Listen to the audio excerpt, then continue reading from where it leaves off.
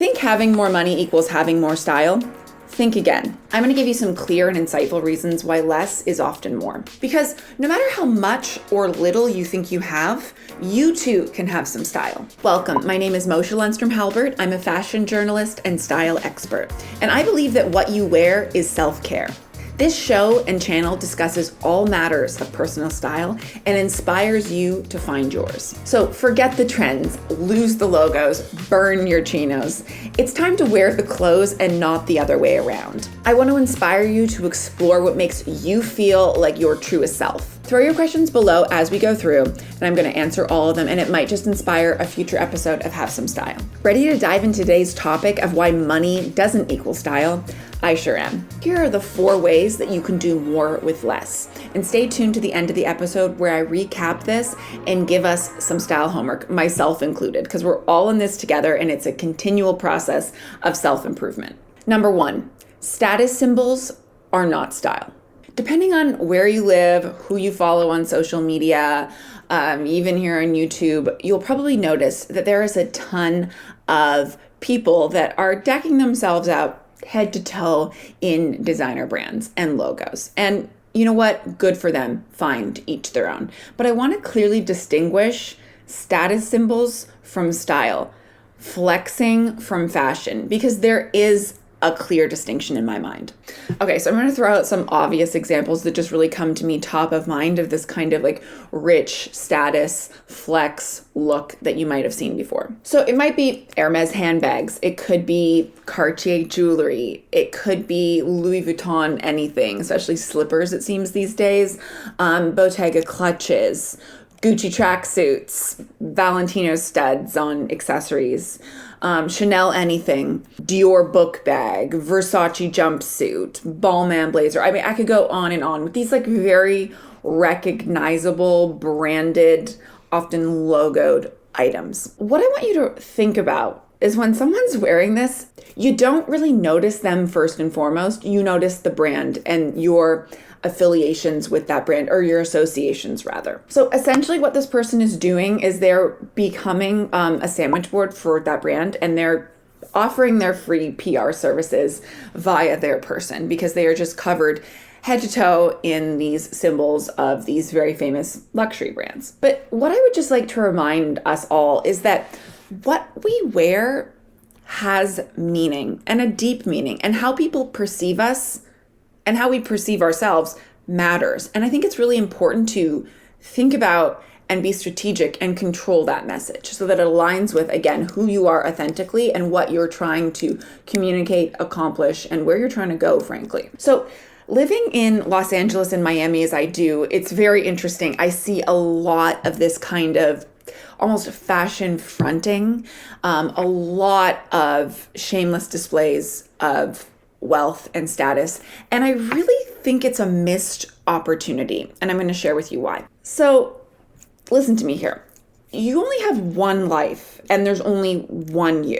You are not a brand. And it's very dangerous, I think, to be defined by one. And also this concept of wearing brand names, like visibly, it's relatively new. If you look back as far as the 70s, people were not really doing that. Maybe a little bit with like Gucci or Louis Vuitton, but not in the same way where every luxury house virtually these days, every brand has a logo, and that logo is splashed across its merchandise. Essentially, a lot of their products, instead of being fundamentals of design or expressions of creativity and an idea and a concept and a new silhouette, they really are merch. They are branded merch. There is no design there.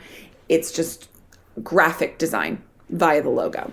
So not to sound corny, but I do really think it's important to remember that like we come into this world naked and we leave it naked. But while we're here, while we're alive, while we're on this planet, while we're trying to live our best lives, I think it's very important to think intentionally about what you are putting on your physical body, on your person, and what that means. So I believe that we are all unique people with very unique gifts, but dressing in just a handful of recognizable brands doesn't really share with the world or the universe energetically what those gifts are. It really shows that you have money and are willing to conform to certain societal standards of wealth and status. That is it. Having the thing that X celebrity has or that you've seen in X magazine or an X social media account really doesn't distinguish you from anyone else. So the marketing behind all of these brands is very strong, very powerful. I myself find sometimes that I will fall prey to it, where I'll have to almost unbrainwash myself and say to myself, wait, do I actually want this thing? Or am I made to believe that I think I need it because of what it represents? Like, if it took away the brand, would I still want this thing? And with that spirit in mind, I have 4 questions that I think are very important to ask yourself when you're making a purchase. So number 1 is, do I like the design, fit, and construction of this product enough to put it on my body? That's the number 1 thing to think about. Like, is it worthy of putting on your person?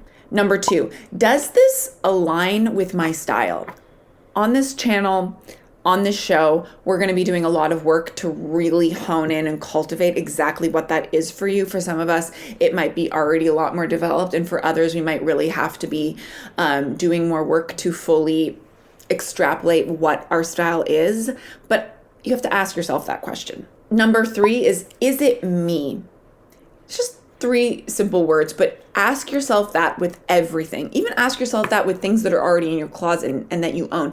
Is this me? A lot of times when we acquire something, we get it because the price was right. We get it because we were having fun at the time, or we wanted to create a memory. We get it because we think we should have it. We get it because we were tired of looking, and we get it because we were feeling a sense of like loneliness or a lack of, and so we decided to acquire something to try and fill a void. I know I've certainly done all of those things. And lastly, I want you to ask yourself, with everything you see and are thinking about getting or thinking about wearing, like, does this give me a feeling of yes? Like, when I put this on and I'm like, okay, yes. It's like an inner feeling in your gut that tells you immediately, and you don't have to search for that answer. You know it right away. And if you're, circling, looking at yourself, adjusting constantly, being like, is this a yes? It's not. It's as simple as that. You know when you put something on, if it's a yes or not. You know if something feels like you, is aligned with your style, feels good on your body, and then you have your answer. But if you're not asking yourself that, you might be led astray and be pulled further and further away from what your true and authentic style is. And that's really what we're trying to define here. So if you are dressing head to toe in flashy designer items without answering those 4 fundamental questions that I just listed, congratulations, you have money, but you do not have style. So number 2 is, some of the best recipes or outfits are made with the freshest and simplest of ingredients. We all know this to be true. I mean, Italian food really defines that, or Japanese food too, at its utmost. It really isn't about having a bunch of things. It's about having less, but having better, having just what's essential, and having the best ingredients possible. So while you can buy things to wear, you actually cannot buy style. I want you to think of your closet as your personal style kitchen. You need like a pantry section that has a bunch of your essentials that you can always fall back on. You've got, your cans of beans, your dry stock, your coconut milk, whatever it is that in a pinch you can always turn into a beautiful and delicious and satisfying meal. The same thing and same principles apply to your wardrobe. Alternatively, you could have the most lavish ingredients in your kitchen.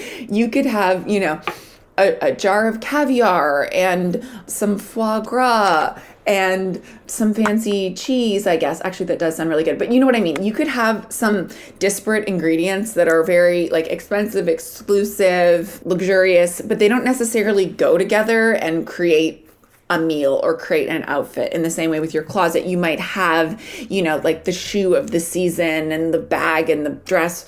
It doesn't necessarily mean that when you wake up in the morning and open that closet, you feel inspired and that you have easy options to wear, which is really what this is all about. Creating systems so that you can just open your closet, step into it. If you have a walk-in closet, I don't. I just have a door that opens. Just reveal it to yourself and always feel inspired that there's options there for you. Even if they're limited, there's things in there that will always make you feel like your best self. So that's really loud. That one, maybe. That's really loud. So back to Italian food, like some of the best Italian dishes, some of the best outfits are really made with just like the freshest and simplest and minimal ingredients. Think of like a cacio e pepe or a spaghetti pomodoro. It really is minimal. It's like less than 5 ingredients that come together and sparkle. And it can be the same thing when it comes to your wardrobe and how you dress. Even if you aren't a minimalist, it's still that idea and that ethos of less is more, buy less but buy better, and really treat yourself to the finest ingredients that you're going to be able to wear, incorporate, manipulate, mix in a multitude of ways. I'm not saying that everything has to be expensive and like the finest ingredients. I'm actually not saying that at all, which is why I brought in the reference of Italian food, because a lot of the ingredients, if you look at them, they're very humble. You know, it's like dried pasta, it's good olive oil, it's a few seasonings, it's nice cheese. They're humble, they're down to earth, they're relatable, they're accessible, they're things you can get from a variety of places. Some of those same principles really do apply here to your wardrobe. And that's also why oftentimes the best dressed person in a room is not the person dressed most lavishly. It's the person dressed most confidently, often simplistically, that will really shine because they seem to just like know who they are and not be trying as hard. And there's something incredibly compelling about that. So they're often wearing something simple, but just it's executed to perfection with just a certain finesse, and their personality really shines through, which I think is the goal in all of this. So it could just be jeans and a shirt, but the shirt is just tied just so, and the jeans have a very specific fit and cut to them and hem. It could be a trench coat, but the trench is worn off the shoulder and with a red lip. Do you see what I mean? It's taking simple ingredients and manipulating them to work for you and reflect your style. It could be cozy knits but worn with like a vintage sneaker, so it's a bit of a juxtaposition. Whatever it is, I believe that simplicity and paring things down to their essence is a real fundamental of great style. So we've all witnessed this effect in action, and it's definitely more prevalent in certain places than others. Certainly in Paris, there are people who just really understand that you want to have less but better and wear the same things again and again in a multitude of different ways. And it really is all about embodying what you're wearing and not letting it wear you. I think that's part of the reason why people love to go to Paris for style inspiration, and to see people that are that in their element and hope that some of that rubs off on them. But even if you can't get to Paris, I think if you follow these rules, we'll get closer to that certain je ne sais quoi that everyone loves. And my last point might come off a little abrupt or rude, but I think it's important to say. Money makes you lazy. And I'm going to tell you why I think so. It amazes me how often the richer someone gets, the more boring and predictable that their style becomes. Now, why is that? I'm going to explain to you why I think it might be. Well, there's actually a number of reasons. I think one of them is when you have access to everything and the resources to afford it, you often farm out the responsibility of finding things to wear for yourself to other experts and people. Certainly this is the case with a lot of celebrities, right?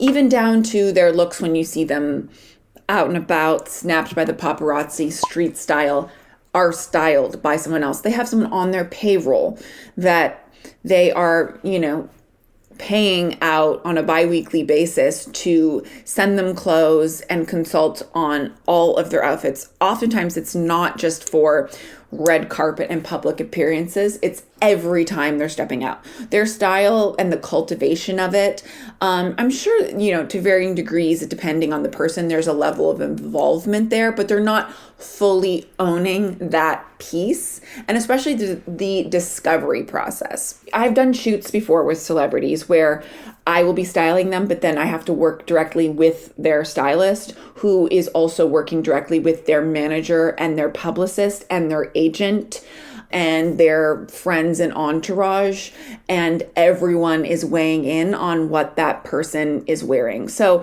that person is becoming more and more sort of disassociated from the business and the machine that is who they are, the business of their brand.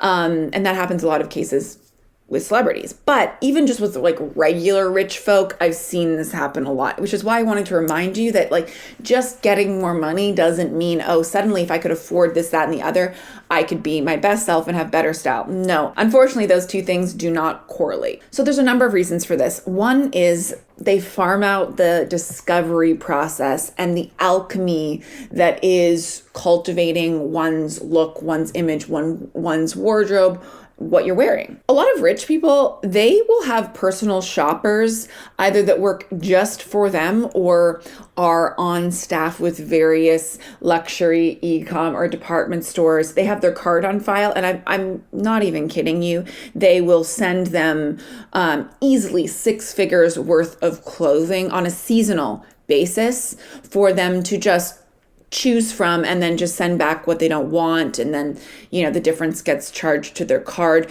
They're really not involved in the selection process of what they're wearing. And the people that are dressing them are just trying to put them in expensive brands that fit them, obviously. There's like an element of service there, but it's not something that's happening organically or holistically by any means.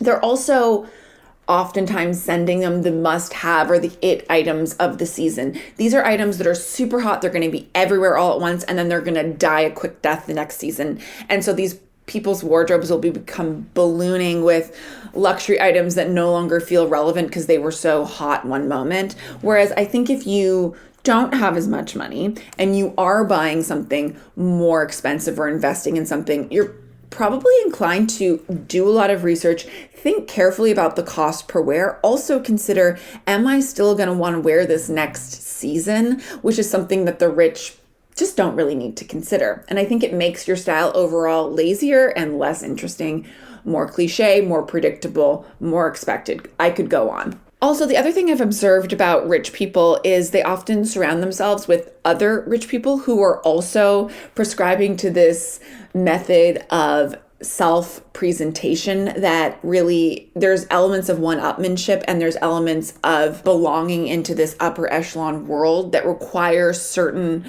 tokens or symbols to show that you belong. Like I said earlier, it could be that Hermes bag. It could be those Cartier jewels, whatever it is. Beautifully made, top quality things for sure, but not unique. And often the richer you are, like I said, you become alienated from the real world. And also you're further and further away from some of the cultural forces that are really impacting where fashion is going. Because if you look at it, the people that are really the change agents, that are really pushing the conversation forward, that are really evolving fashion, they're not the designers at the very top of these luxury houses. No, it's the emerging talents from smaller design schools, from smaller fashion capitals that are getting scrappy and resourceful with less because they can't afford, a triple pile cashmere to make everything out of. They're having to use a dead stock material, for example.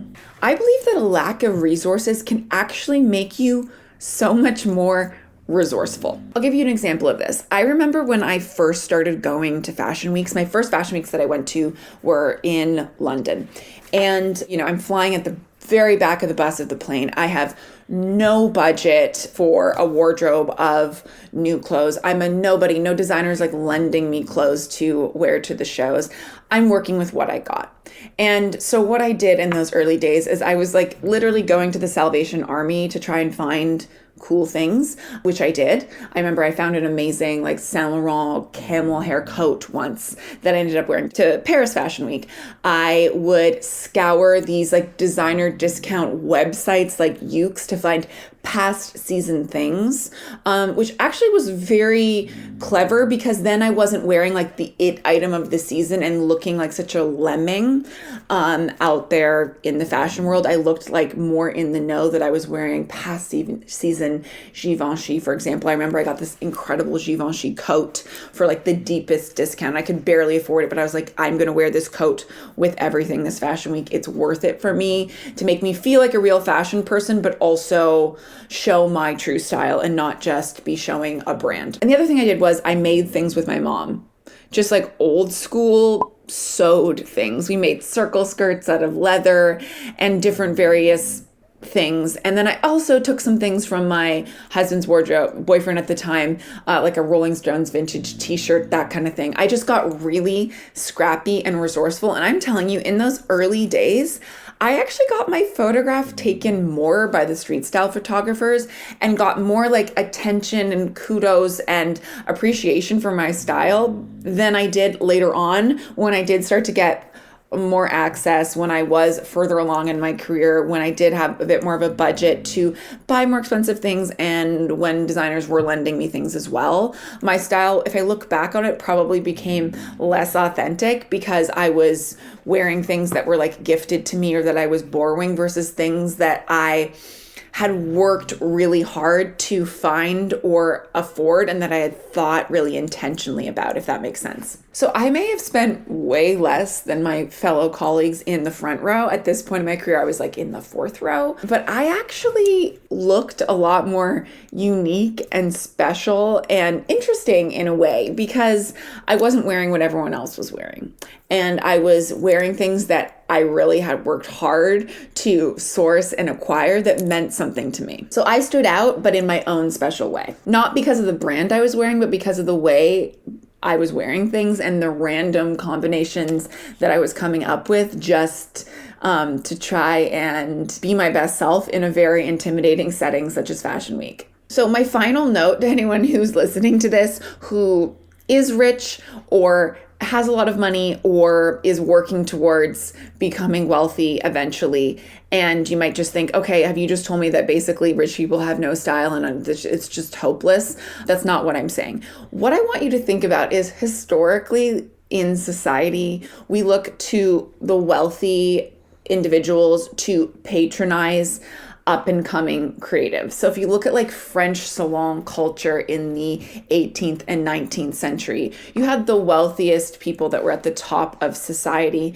bringing in the struggling artists, be it designers, poets, writers, artists, into their salons, into their homes for these curated, cultivated, oftentimes evenings where their work was being exposed to people that could patronize it and afford it. I want you to think of social media and stores that you go into these days as salons if you have money and if you are working towards those goals. And I really believe it is your duty as a person of means to support the next generation of emerging talent. Do not be just shopping from a small selection of designer brands that show off status and symbols of wealth. No. To have true style means to be cultivating the next generation, being a patron of the arts, supporting emerging talents, be it BIPOC, Black and Indigenous, Latinx designers and creators, experimental designers, and be actually using your resources, your money towards helping further somebody else's career in these creative pursuits, because it's very, very hard for smaller designers to make a go of it and to be successful. And I really believe it is your duty to try and provide opportunities and patronize more people than just these luxury brands that really do not need their pockets padded anymore by your dollars. They could charge whatever they wanted and you would probably buy it, versus smaller designers that you can oftentimes get a lot more from for less and have something that nobody else is going to have, and also be a part of that person's